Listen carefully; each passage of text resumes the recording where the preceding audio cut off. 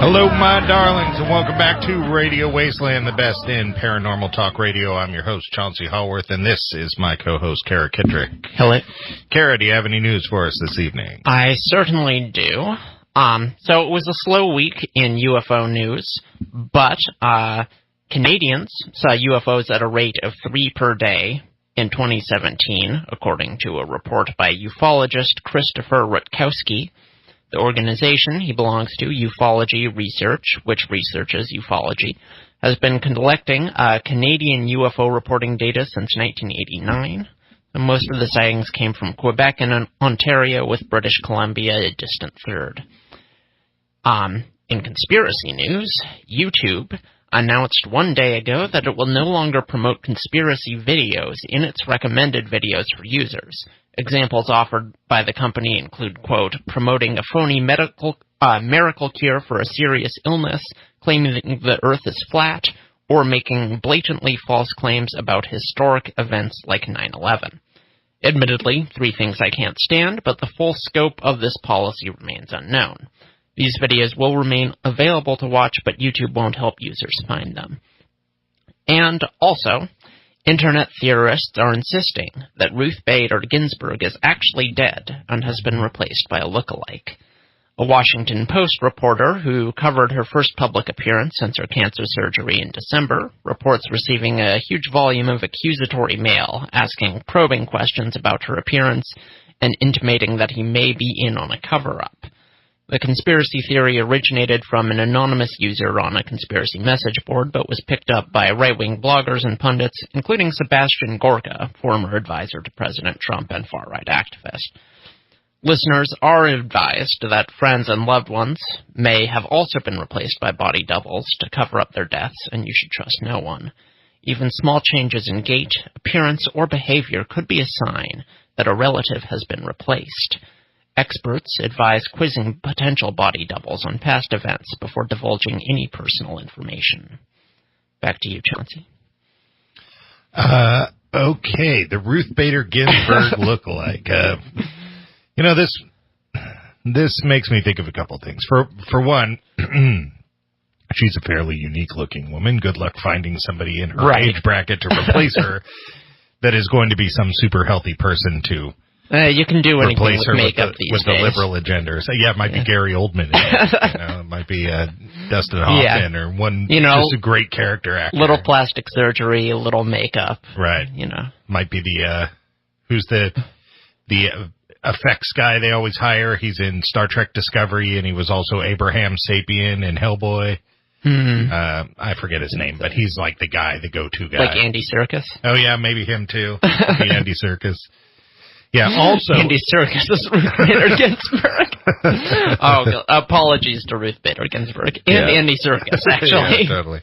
Apologies to both of them. And then they're also warning us that all sorts of other people might be replicants, right? No. I added that to underscore their foolishness. Okay, I was going to say it'd be awesome if all the other replicants, if like all of a sudden I went home and my wife was replaced with a Ruth Bader Ginsburg lookalike. No, okay, so the thrust of this conspiracy theory was that, she had cancer surgery. She had serious medical issues, and she hadn't been seen in public since December, and so people were saying, if she was actually dead, liberals really tell us, I get it. I think the most disturbing which part... is ridiculous, but whatever. I think the most disturbing part about this story is that somebody who actually worked in the cabinet is supporting this. Well, to be fair, it is Sebastian Gorka. I don't know what that means. He's kind of a loon. What was he doing in there anyway? Yes, it is scary that he worked in the cabinet. He was there for a relatively short time, although everyone in the cabinet was there for a relatively short time. Yeah, I guess by that argument, that's true. That's true. And then YouTube videos pulling this stuff out. That's pretty interesting. This is sort of... That kind of freaks me out, actually. Well, this is the social media push against Russian involvement, right? And which so now they've expanded it to this... Here's my thing. I like this policy, but I don't like that YouTube, which is basically a corporate monopoly, right? Yeah, is the one making these decisions. Like, if anyone has to make decisions about what happens about people's ability to share and create content. I mean, it should be the government. At least we can vote for them, but it shouldn't be anybody. I agree. I think it's really shady that people put out like fake cures for people who are like dying. I think that's really shady. But I also think it's shady that YouTube apparently knows which cures work and which ones don't. I think that's a little bit weird. Yeah, they're making the determination, and to a certain extent, I'm like, okay, if you claim, 9/11 was an inside job, or there's, ginseng cures cancer, or something crazy like that. There are obvious things, but really, the classic problem with this is, where do you draw the line? There's always going to be gray area things, and I imagine it won't be long before we start hearing about them. Yeah, well, I think this is something that our country falls victim to on a regular basis, and that is fixing the symptom instead of the problem. Mm-hmm. The problem is people are stupid. And they go onto YouTube and they read stuff and they believe it. Yeah. Check your sources. All I'm asking people to do is check your sources. I think last week I was talking about how my wife has decided to chase back any crappy comments that are on any social media, and 9 out of 10 times she finds out that these crappy comments are coming from bots or people from other countries that have no profile whatsoever.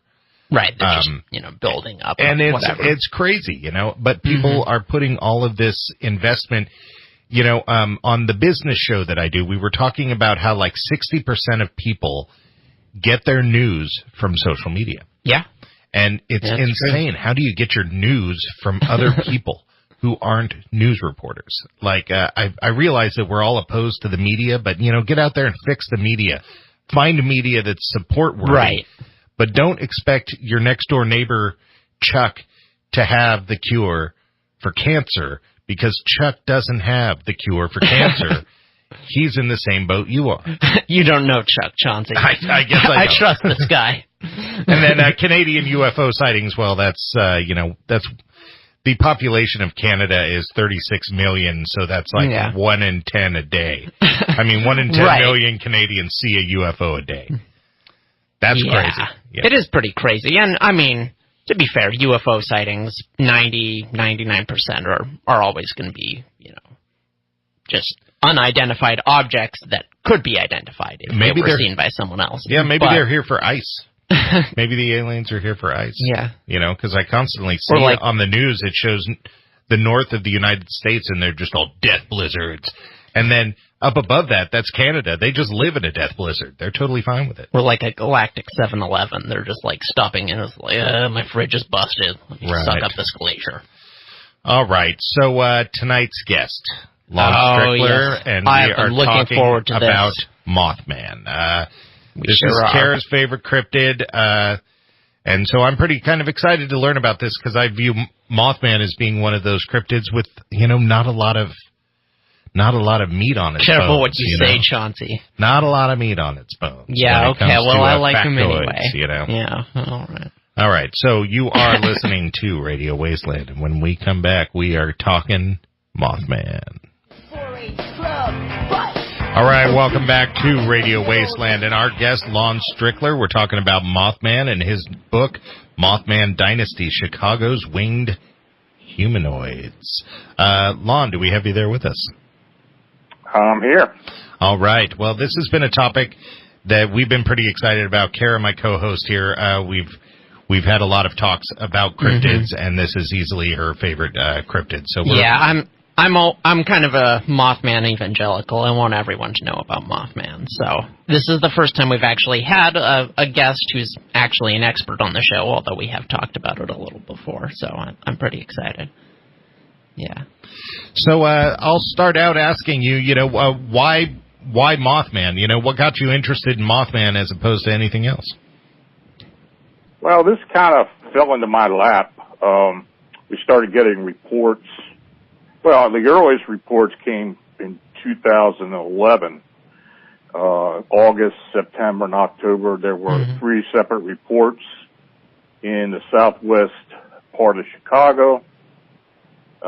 People were describing this thing as a winged humanoid, and people were saying it kind of reminded them of the Mothman of Point Pleasant. Well, and that was in the 50s, right? I don't know if that's a fact, but, I mean, that's what people were saying.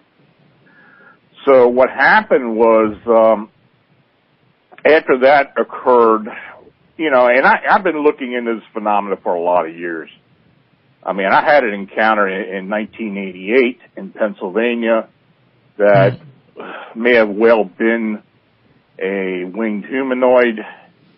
But, you know, this is just something it's part of what I do. I've been reporting cryptids and the paranormal for almost 40 years now.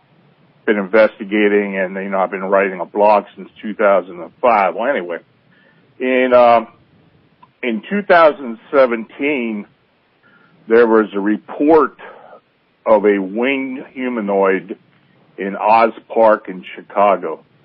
This was reported on the MUFON CMS, and the witness was an attorney who was walking her dog at night. She came across this being that was standing in the park, about 7 foot tall, she said. It had structures that were on its back that were higher than, you know, the top of its head. And when it turned to look at her, it had bright red eyes.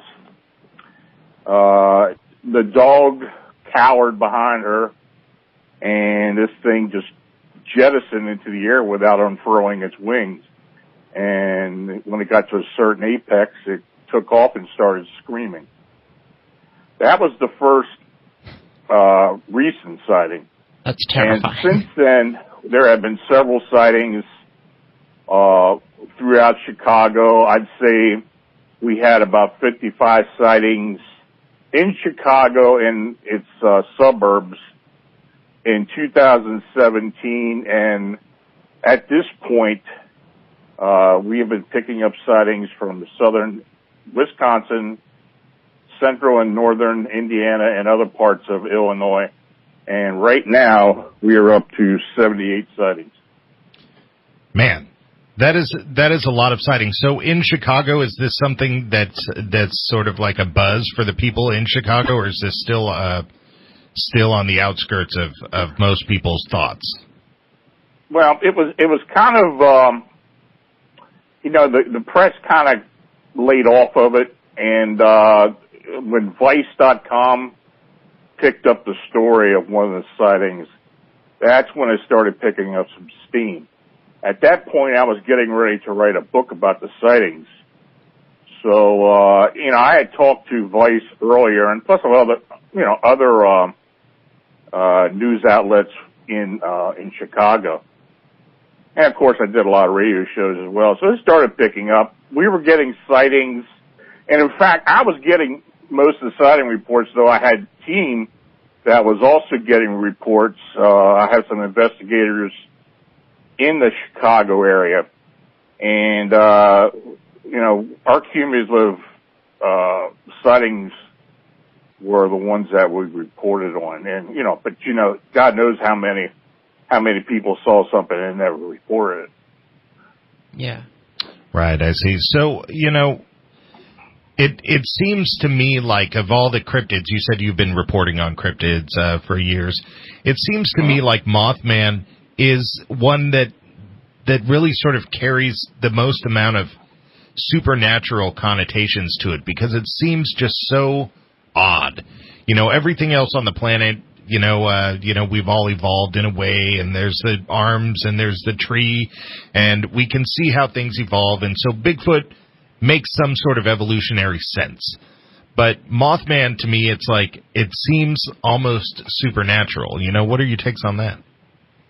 Well, there's no real indigenous rhyme or reason for this thing. The sightings in Point Pleasant in 66 and 67 were of a insectoid type winged humanoid that had wings like a moth, basically. Now there were some variations, but it had the red eyes, the small stunted head, but it seemed to be very aggressive. And there were approximately 30 sightings before the eventual Silver Bridge collapse just before Christmas in '67. And 46 people died as a result of that, of the bridge failure. And the Mothman was supposedly seen before the event, and it was kind of called the harbinger or a portent of doom, and was kind of blamed for the eventual disaster. Now, I don't really buy into that, and in fact, when these sightings in Chicago started, there were, of course, people asking about, well, is this a harbinger or some type? And of course, I can't answer that. But, you know, to be quite honest with you, back in, when it got to around July and August of 2017, I was literally getting 20 to 25 phone calls each day and night from just regular citizens in the Chicago area that were worried that they were going to face some type of disaster. So I was really on my toes that 2 months. I always thought with these Point Pleasant sightings that the connection of the harbinger and the catastrophe, I always thought it was like a little bit loose, and it was a little odd that people made this connection. It was kind of like, witch trial-y. It was a little too panicky to make the connection out of. I always thought it was a little bit weird that people would say, oh, we saw this thing and that's why the bridge fell. I don't know. It seems a little ready to burn Frankenstein or something, you know. Point Pleasant and the environment, Point Pleasant is a fairly small town. And when you get a disaster that killed 46 of the residents, people invariably have got to blame it on something. And I guess it was kind of excuse as to what happened. And in fact, the official report eventually came out that there had been bolts that had been rusted. But, it was basically that when these winged beings show up, it's supposed to be like a precursor to a disaster. Mm-hmm. And, there have been other disasters where people said they have seen winged humanoids. Chernobyl was one. The Fukushima nuclear disaster, people said they were seeing these flying beings. So, I guess you can take it with a grain of salt. But, so far in Chicago, we really haven't seen any type of disasters and such that can be attributed to the sighting of these beings. Yeah, well, that would explain why it moved to Chicago. Apparently it got a bad rap, because didn't like the small town environment. Right, it's like I'm getting blamed. I tried to warn these people, and now they're getting all pissed. They want to kill me. Lon, we're coming up on break here, so let's plug your book for a second. And where can people find your book? A reminder to people, the book is called Mothman Dynasty, Chicago's Winged Humanoids. Where can people buy that? No, they can get it on Amazon. All they got to do is search my name, Lon Strickler, and it'll come up. Sounds good. All right, you are listening to Radio Wasteland and our guest, Lon Strickler. We're talking about Mothman. Come on back. All right, welcome back to Radio Wasteland and our guest, Lon Strickler. We're talking about Mothman here. Lon, in the first segment there, you talked about one of the things that got you interested in this is you had your own experience in sighting, and that definitely piqued my interest. Can you tell me what your experience was? Well, this happened in the fall of 1988.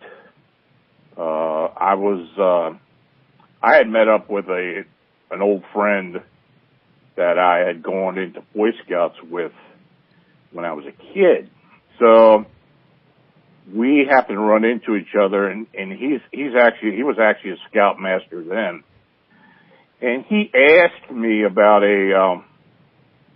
about something that was going on in the old Camp Conawago campground. And he was telling me that a lot of the kids and their troops and such were being run out of the woods near the campground because of these unknown screams. The kids were freaking out. They were packing up and leaving.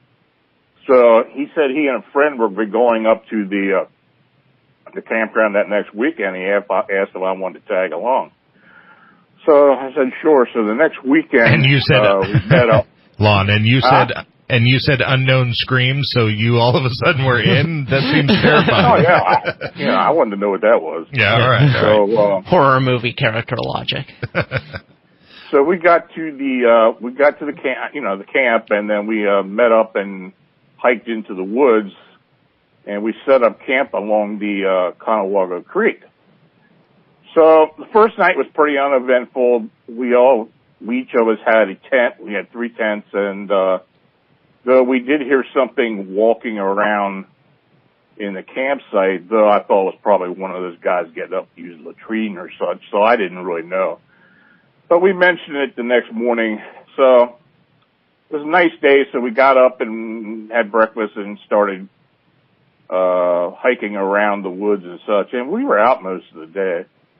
Pretty thick woods, too. That time of year is a lot of underbrush. So, a lot of wildlife as well. So we got back to the campsite about 6 o'clock in the evening, and we started getting something to eat, sitting around the fire, talking. We were talking about football. And, off and on, I would get up and stretch my legs and walk around. So, about 11 o'clock, all of a sudden this loud scream came from the west, and it was coming in and out. I thought at first it was probably an owl or maybe an eagle, but I didn't know. So, it screamed again, and yeah, this thing sounded like a child screaming. And it had gotten closer, then it kind of faded out again. So we got up and walked around the campsite. We didn't see anything, so we sat back down and started talking some more, trying to figure out what it was that we heard screaming.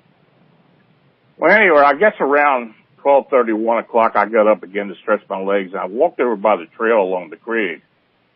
And I just had this sense that something was watching us. So I went back to the campfire and I told those guys, why don't we get up and just walk along the trail a bit, see if we see anything out, So they said, yeah. So we got up and, we didn't walk more than 50 foot away from the campsite.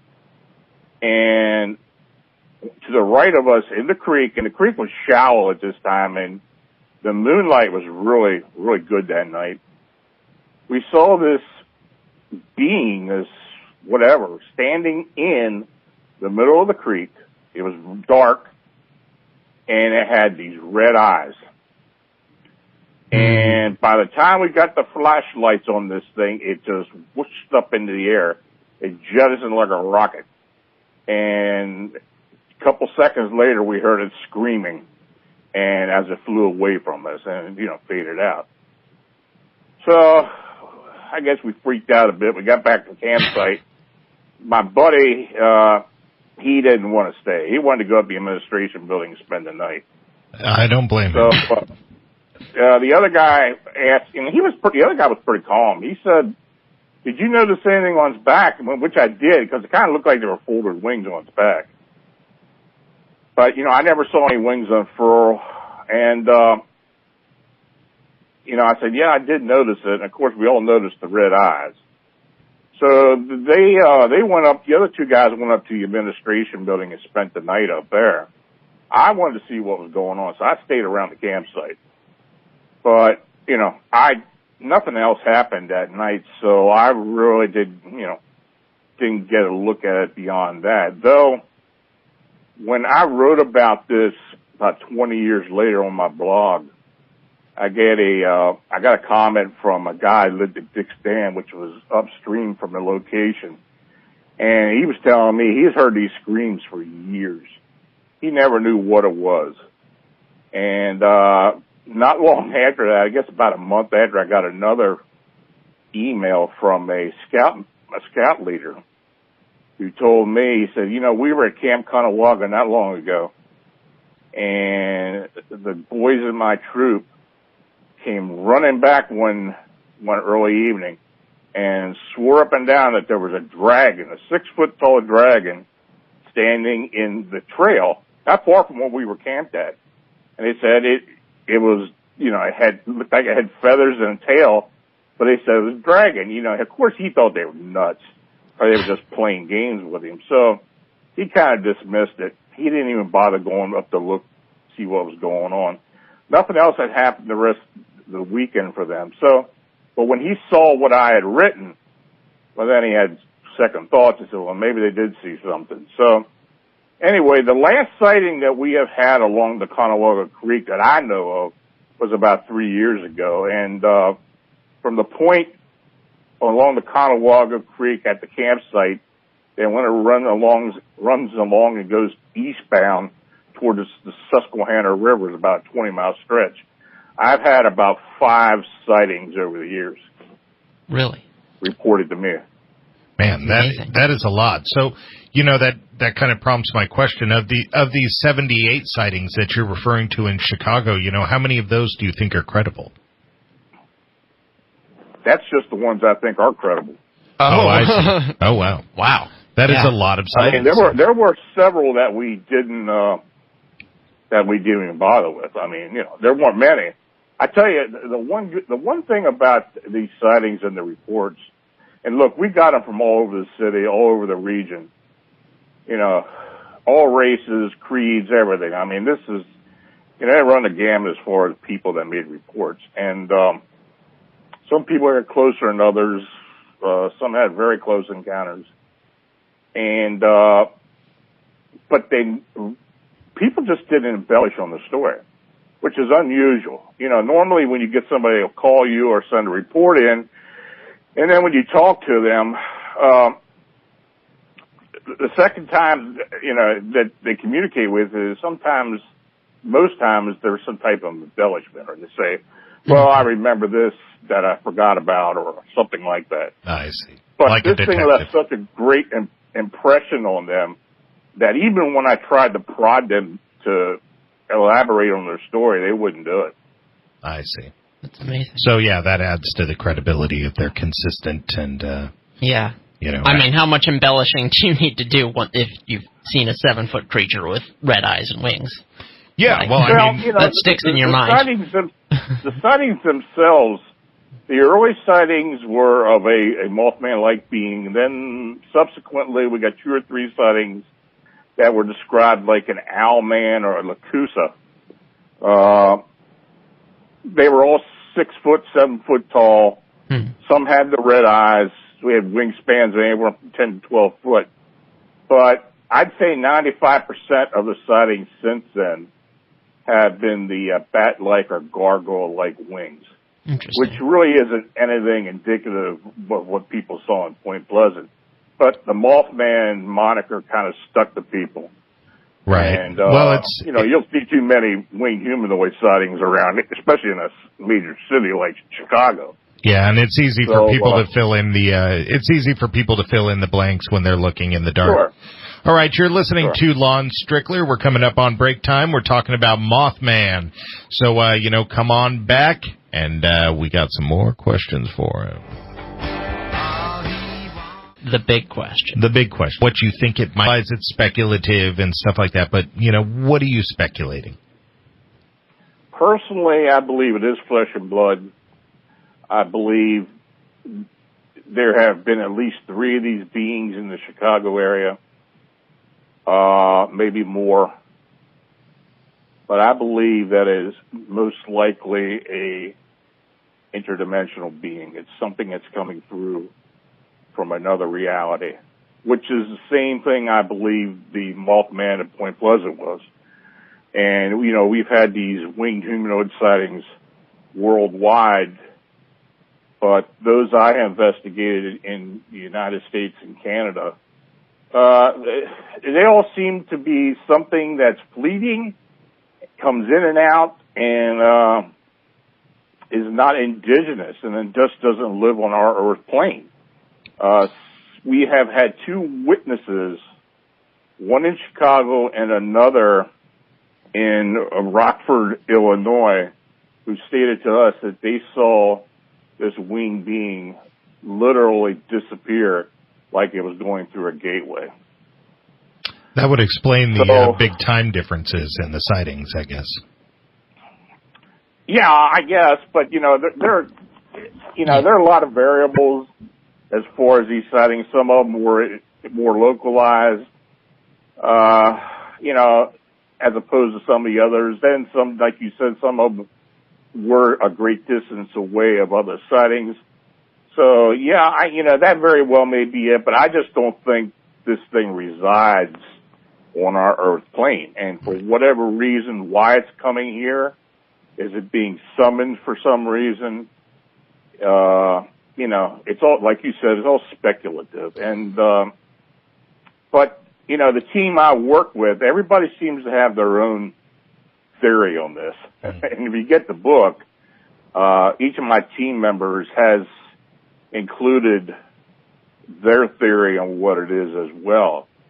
But, that's the theory I'm sticking with at this point until it's proven otherwise to me. What about intelligence? Do you think it's like sentient like us, or do you think it's like an animal, or any idea there? Well, that's hard to tell. I mean, it does seem instinctive, but who knows what that means? I mean, there may be some type of higher intelligence.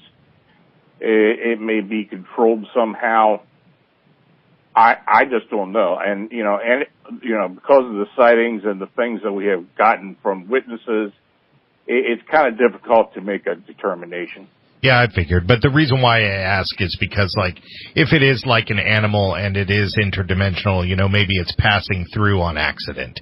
Yeah. There have been a lot of speculation that Bigfoot is interdimensional, or even the Loch Ness Monster is traveling through time accidentally through portals. Mm-hmm. And, so I was just kind of throwing the possibility out there that it's accidentally coming here and going back. Well, I think most cryptid sightings, those that cannot be proven to be indigenous, are interdimensional beings. There's a lot of connection with Bigfoot sightings as far as UFO activity and other paranormal anomalies. I think when you look at the big picture, a lot of this stuff is tied together. Yeah, I think so too. Is there any, like with other cryptids, some is nefarious, some is questionable, some is pretty good, but is there any physical evidence that we know of Mothman, or is it all sightings? No, it's all anecdotal. We've had some indiscernible photographs, because of the fleeting nature of this thing, or it shows up at night, it's hard to get a photograph. Mm-hmm. Right. But no, it's just, we just do not have anything but anecdotal evidence. But a lot of anecdotal evidence, right, to be fair. Oh, there's a lot of it out there. And it varies, too. I mean, it's not like you're a cookie-cutter explanation or description. Even though most of the sightings are very similar, there tends to be some variations. And people who report it stick with what they tell me. And, I've gone back and talked to a lot of these witnesses afterwards, and they just have not changed their story. So, do you think that there's any sort of correlation or relation between Mothman and the Jersey Devil? No. No? No, I can't really find one. And in fact, the Jersey Devil is kind of hard to take too serious, I believe. I mean, there have been, the sightings of this being that people call the Jersey Devil, they actually really started down in Maryland and Delaware and moved up toward New Jersey and went into the Pine Barrens. Whatever that is people are seeing, it may be a winged humanoid or a type of winged cryptid. But then again, we've got very little evidence of this thing. And there seems to be more folklore behind it than anything else. I see. All right, well, we're coming up on the end here, so let's talk a little bit about your blog, phantomsandmonsters.com. You've been running it since, I think you said 2005? Yeah. I've been doing a daily blog since 2005. It's I've got a free subscription to people who want it in their email. Right now, we've got about 30,000 subscribers, daily subscribers. Plus, we have the feed. I'm on Facebook, so a lot of the social media is connected to it. And I also do a radio show at Arcane Radio. And where can they find the radio show? They can go to paranormalking.com, or they can go to my website at Phantoms and Monsters and click on the Arcane Radio banner, and the podcasts are accessible from there. And if you would, remind our audience where they can get their hands on your book. Actually, I will do it for you. You can get it at Amazon.com, and the book is called Mothman Dynasty, Chicago's Winged Humanoids. And you got quite a few other books up here as well, Cryptid Encounters, Unexplained Encounters. Really, Lon, it has been a lot of fun talking to you, especially on this topic because, you know, this is something that we really knew nothing about, yet we always talk about it because, I don't know, it's in a world of mystery, it's extra mysterious. Yeah. Well, I agree with that. I mean, it's something that's been an enigma to me all these years, but hopefully we're getting closer to getting an explanation. I agree. All right, Lon, well, thank you very much for being on the show. You've been listening to Lon Strickler here on Radio Wasteland. Don't forget to check out his website, phantomsandmonsters.com, and also check us out on the next show. All right, you've been listening to our guest, Lon Strickler, talking about his book, Mothman Dynasty, Chicago's Winged Humanoids, and Mothman in general. Kara, what'd you think? I found that to be totally convincing. Yeah, his story was crazy, wasn't it? Yeah. Yes, it was. And, like, even if he just made up a convincing-sounding story, which I don't think he did at all. Yeah. 78 people, you know. That's and then there's the Point Pleasant sightings, and then there was all the other winged humanoid sightings, although that's not that many. It's mainly just Chicago and Point Pleasant. Yeah, but when he was talking about other winged humanoids, I mean, I don't know any others. I've heard of them. I'd heard of winged humanoid sightings around Chernobyl and stuff, and Fukushima, but like those aren't as good. That's not as many people saw them, and they're questionable sources. I don't know that they're questionable sources. There's just not the sheer number of eyewitnesses. I see. So, yeah.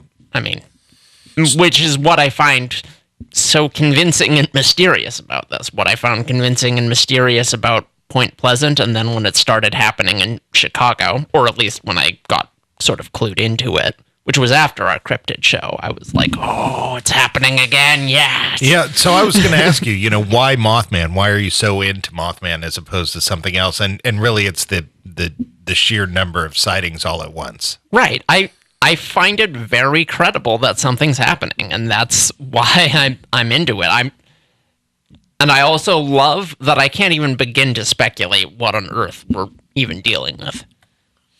I don't think it's like an animal, because, people are describing it doing weird, impossible things, shooting straight up without unfurling your wings. Like, creatures don't do that, and 7-foot-tall creatures don't fly to begin with. The baddie from Jeepers Creepers does it. You ever seen the movie Jeepers Creepers? No, I haven't. You slap a gray mullet on Mothman, I mean, that's pretty much what you got, and a cowboy hat. I forget the point I was making. Oh, I'm sorry. That you were basically saying right. that it defies logic. Yes, it does. And yet I also think that these sightings happened. Yeah. So what on earth am I supposed to make of that? It confuses me in the best way, and I love that feeling. What was your take on the interdimensional thing?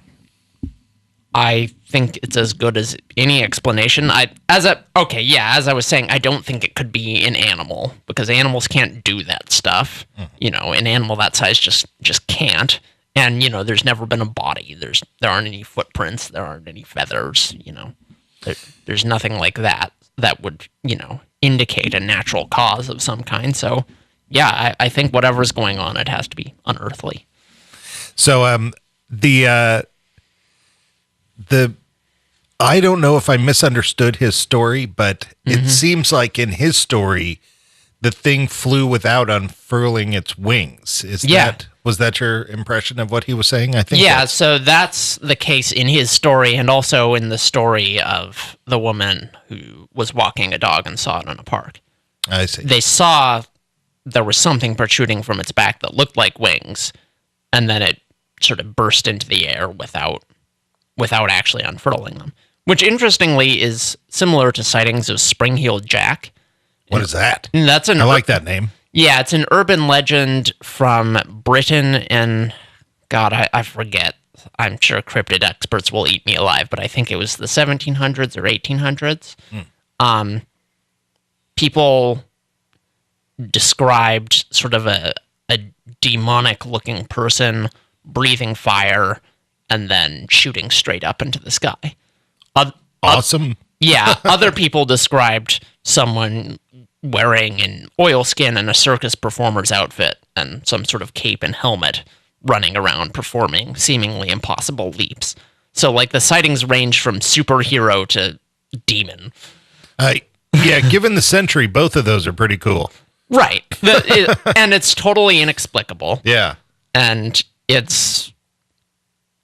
I love Spring-Heeled Jack too, but they're older sightings. There's not as many. What can you do? You can't check out the sources in the same way. But in that way, the sightings are a little bit similar. The springing straight up, impossible heights into the sky thing is a hallmark of both of them. Absolutely cool. All right, you're listening to Radio Wasteland as we have listened to our guest, Lon Strickler. Don't forget, check out his book on Amazon. His book is Mothman Dynasty, Chicago's Winged Humanoids, and Come On Back.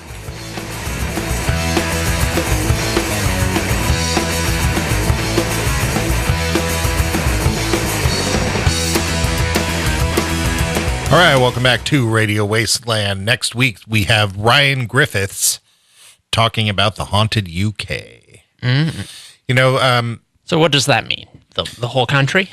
Yeah, he's from England, and so he's going to be talking to us about hauntings there, which I find incredibly interesting because, here in America, I hate calling it America. Here in the United States, sure, there is no building older than 400 years old.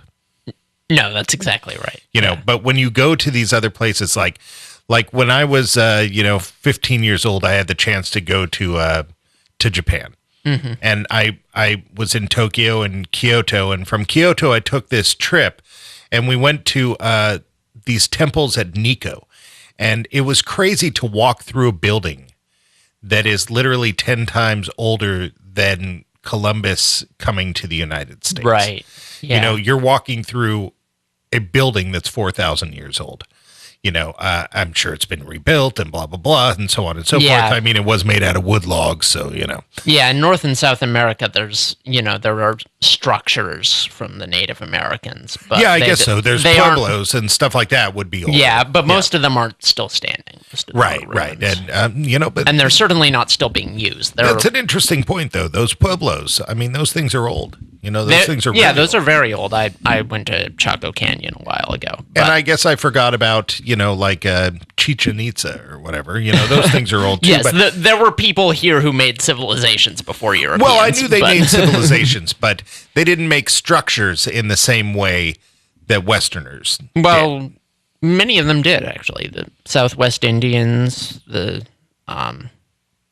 many of them didn't. When we think of Native Americans, I feel like oftentimes we think of like Plains types hunting buffalo, or we think of Pacific Northwest types with totem poles. I guess you're right. And, long houses made of wood that wouldn't have survived, obviously. But there are a lot of Native American civilizations, actually, that were complex agricultural civilizations with walled cities and, stone buildings. Yeah. Don't get me wrong. I wasn't doubting the complexity of the civilization. I was just pointing out that the building style wasn't the same.